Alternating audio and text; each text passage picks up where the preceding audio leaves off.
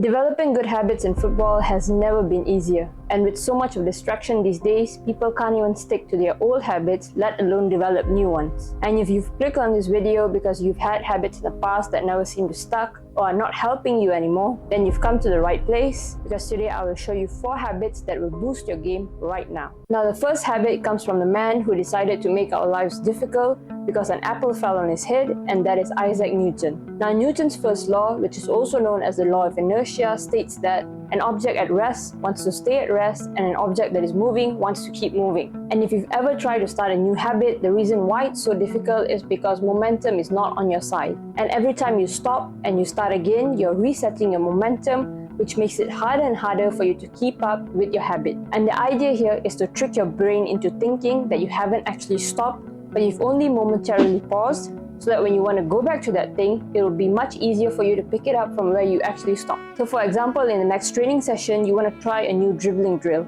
So instead of going on YouTube in the morning and then looking for that drill and trying it out in that session itself, how about you research about that drill the day before and then test it out first before you actually go to your training session and give it a shot. So basically, if you're doing your training sessions at 90 or 100%, you want to test out this new drill at 50 or 60% and do it at a really slow pace, and it's just to get your body used to it. And this isn't actually you training, you're just figuring out what to expect when you actually do the drill the next day, so that when you do go into your training session and do the drill, you make lesser mistakes, and the lesser mistakes you make, the less you have to stop, and that means your momentum will keep building up and you'll be able to go through that entire session without having to reset your momentum over and over again. Now, the next habit that you want to pick up is that you want to have a bin where you stash all your drills and all the tricks that you want to try. So as footballers, there's a lot that we want to accomplish, and there are loads of skills and tricks that we want to try, but every time we see them, our brain is not good at storing them. So what you're going to do is that the next time you come across a drill or skill that you want to try that doesn't directly translate to your game,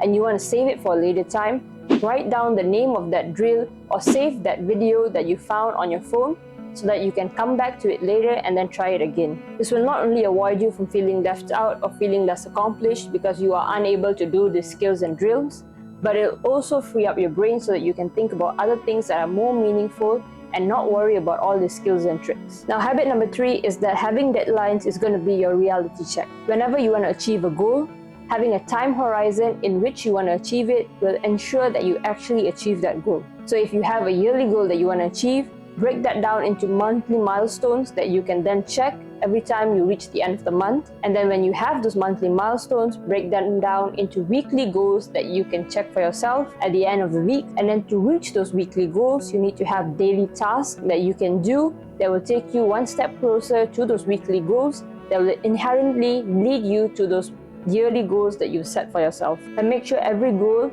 and every action that you do is deliberate and with purpose. And I'll also make a video about this particular habit in much more detail in the future, so make sure you stick around for that. Now, if you're getting value out of this video, please hit the subscribe button down below. Now, often as athletes, we tend to forget to have fun, and we get into a rat race of getting better, and we also beat ourselves up whenever we feel that we're not good enough. So habit number 4 is to set some time apart to learn skills and tricks that don't actually translate to the game, but actually make you happy and just allow you to have fun. So like we talked about in the second point, where you have a bin to stash all your tricks and your skills that you want to try out, this is the time to actually try out those skills. So you can set 1 or 2 hours a week where you give all these skills and tricks a try that don't actually translate to the game, but they just make you happy and they allow you to have fun.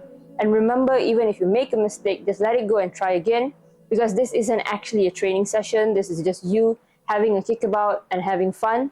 And if you don't actually want to do these skills or tricks, then you can definitely just go out and have a kickabout with your friends. Now, if you enjoyed that, you'll definitely enjoy this. So make sure you check out this video, and I'll see you in the next one. Cheers.